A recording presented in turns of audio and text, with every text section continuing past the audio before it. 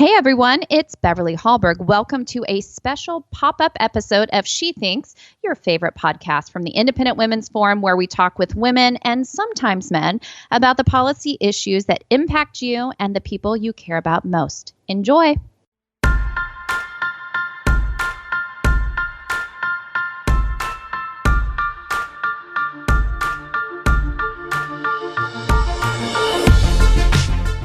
Hi, this is Patrice Enruka, Senior Policy Analyst at the Independent Women's Forum. Today, I'm chatting with Tanisha Bannister, a woman with a fascinating personal story of redemption. She has become one of the faces of criminal justice reform, but there's so much more to her story. As we figure out how to get over 30 million unemployed Americans back to work following this COVID-19 crisis, there are those for whom a criminal background may be an obstacle because of occupational licenses.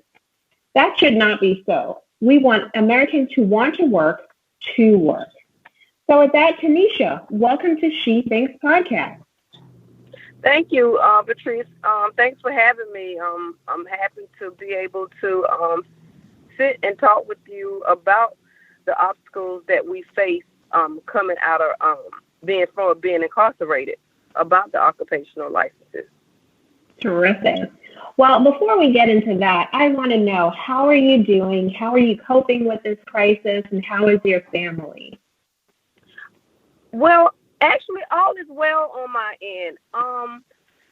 There haven't really been any direct impact as far as me working with the line of work that I'm doing, which is PCA work, but all is well outside of that. Okay, now PCA, personal care assistant, is that correct? Correct.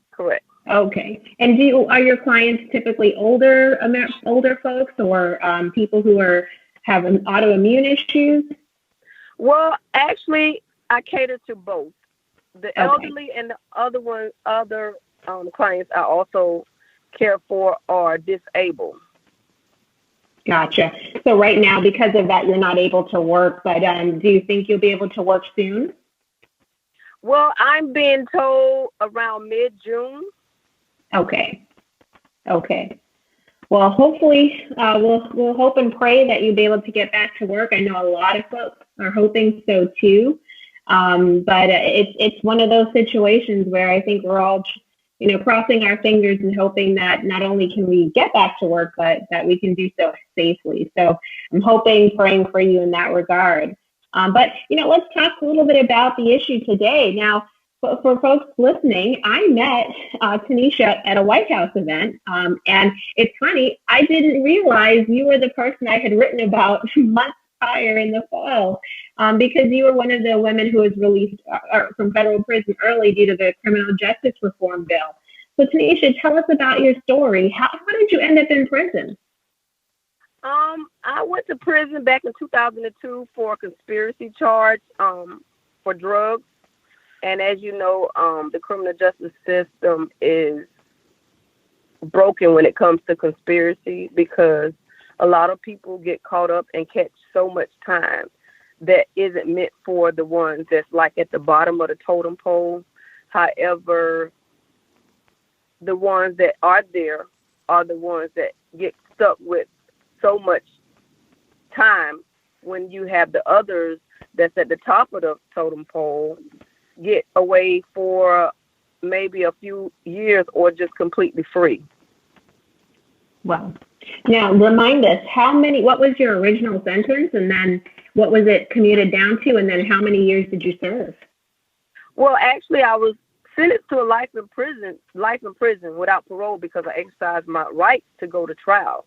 And I was punished for that. However, back in 2008, I won my direct appeal and was sentenced to 280 months, which is 23 years and 4 months. And I served 16 and a half years. And as a matter of fact, today makes my 1 year anniversary being released from being incarcerated. Wow. Well, happy anniversary. I'm sure celebrating freedom means a whole lot to you. Yes, it does. And I'm making the most of it. I'm doing things that I'm passionate about. There are things that I had intentions of pursuing as far as when it comes to doing hair. I'm a licensed cosmetologist that I got my license in 2015 in Florida. However, where I'm located in Columbia, South Carolina, is like non-existent. So it's like I don't even have a cosmetologist license here because I have to retest because they don't recognize it. Wow. I mean, let's just get right to it. I mean, you did your time. You were, from what I've read, a model citizen. You took lots of classes. You got your associate's degree, or sorry, your one of your degrees. You got licensed, and you're coming out with skills. And now one state doesn't want to recognize the license that you received, so you really can't utilize it in another state.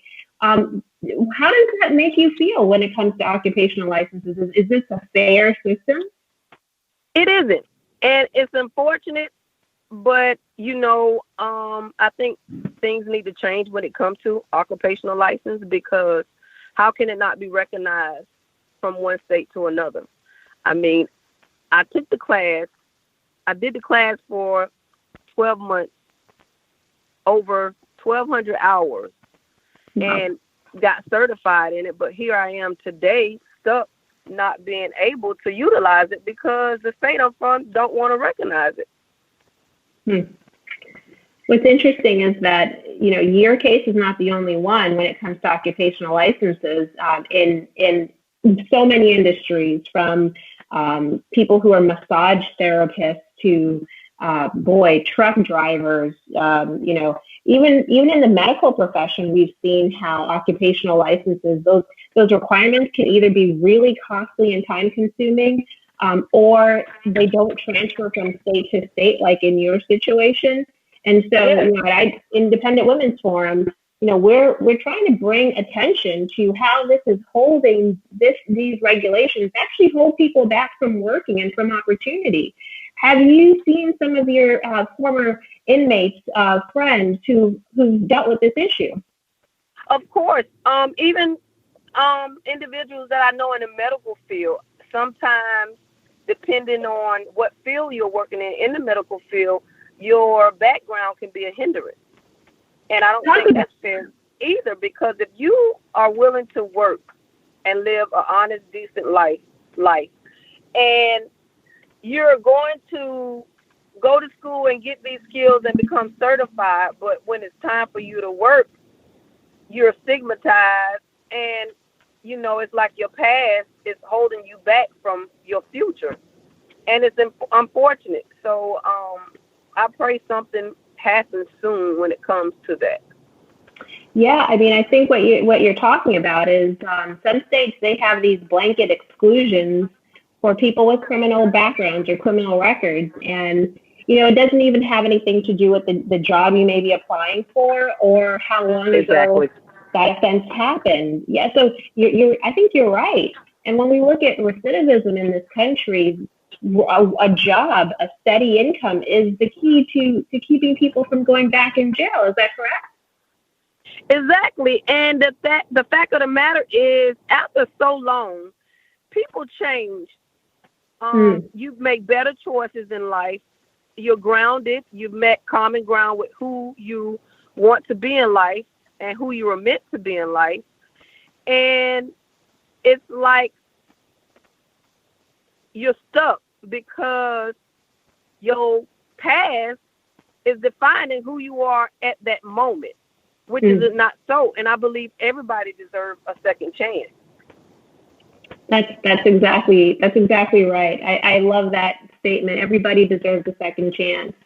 Tanisha, I think this is an opportune time for states and lawmakers to think about how they can change these regulations for people who have criminal convictions, for people who move from state to state. Even the requirements for the licenses themselves, maybe they're too heavy, too expensive, too time consuming, and states should be looking at scaling those back. And I think the health profession is a great place, because we need frontline emergency medical workers right now in places like New York and New Jersey. So, I'm with you. I hope lawmakers hear this message and are willing to scale back the regulations. So tell me, on the personal side, what are you up to today other than the personal care aid side? What are some of your ambitions? What are the things that you would like to do now that you're out? Well, I'm really on the path to, securing a future in the medical field. I have a son that was in an unfortunate accident 4 years ago, and he's disabled and he's paralyzed from the waist down. So I've come to connect with the disabled and helping people.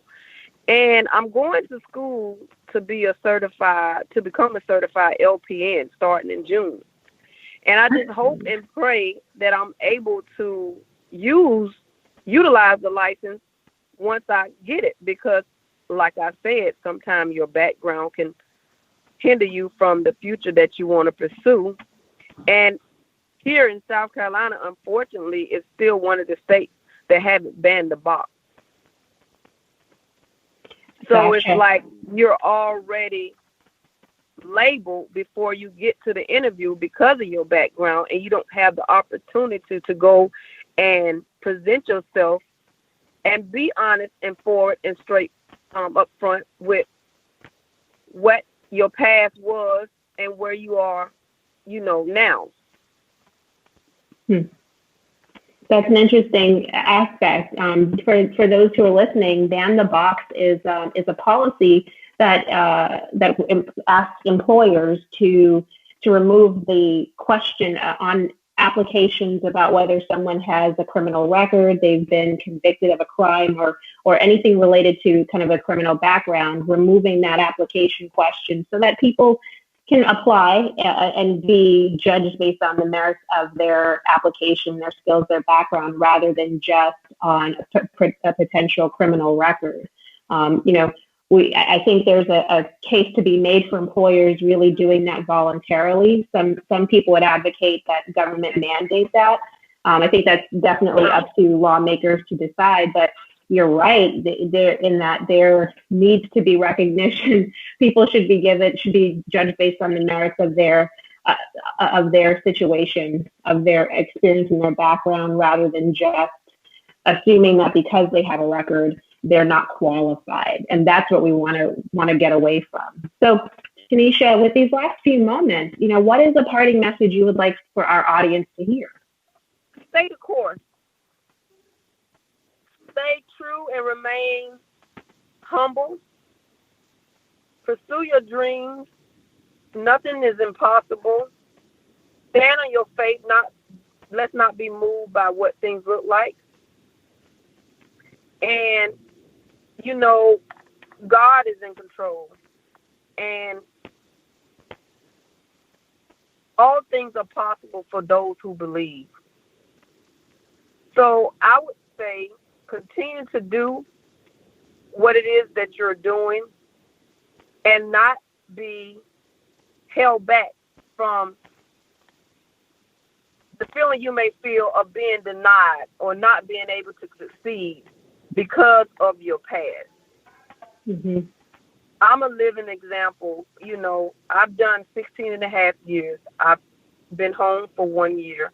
I came home with a lot of support. Unfortunately, every individual don't have that. But there's nothing that you are not able to do in life if you stay the course, remain true to who you are, and trust and believe in yourself and the higher power. And I think, you'll be fine in life. Very good. I thank you for that, Tanisha. We are committed to staying the course. For me personally and our organization, in really pushing forward policies that help individuals to pursue their dreams, like you're saying, to be true to their authentic self and to know that there's a place for them in the workforce, there's a place for them in society, and wherever government is standing in the way, let's figure out how to make government an ally rather than an obstacle. So, exactly. Thank you for your time. Yes, because so often society is misinformed about, the formerly incarcerated, from the things that they might hear in the news or the things that they might think, and they perceive you to be something that you're far from. And so I thank God for people like you and your organization for shining the highlight on things that we need to overcome and things that need to be worked on, and it's not swept up under the rug, because it's sometimes a hard conversation to have for certain people. And I want to say it was a blessing that I sat at the table with you, because I never knew the article that you written on me last year existed. And just so happens my feet was hurting that day, and I came to sit at the table beside you. And so it was an honor meeting you, Patricia, and I wish you all the best as well. Thank you, Tanisha. Yeah, that was a fun event. I'm glad it brought us together and some other awesome people, working on criminal justice reform. So, yeah. All right. Well, thank you so much for your time. To our She Thinks listeners, we appreciate your time today. This pop-up podcast is available. We ask that you listen and share it with your family and friends. And if you have a story of how occupational licenses have held you back or have held back a family member or friend, we would love to hear that. So visit our website at iwf.org/chasing-work. It is our brand new campaign that highlights how occupational licenses are holding Americans back and the policies that can be implemented to release individuals to achieve their best and their highest. So thanks again, Tanisha. And to our listeners, please continue to download our podcast, like us, find us wherever podcasts can be found, and definitely rate and share this podcast. All right. Thank you, everybody. Thank you.